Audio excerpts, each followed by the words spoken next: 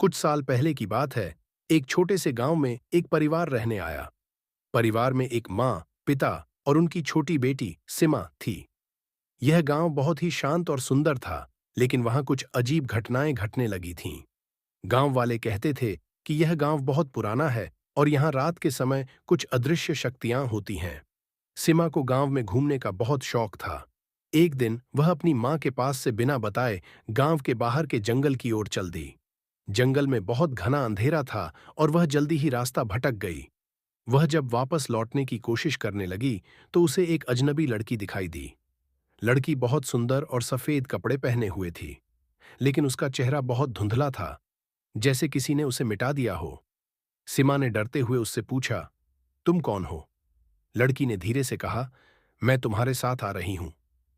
यह सुनकर सिमा और डर गई, लेकिन फिर भी वह लड़की के पीछे पीछे चलने लगी, क्योंकि उसे लगा कि वह लड़की उसे सही रास्ता दिखाएगी।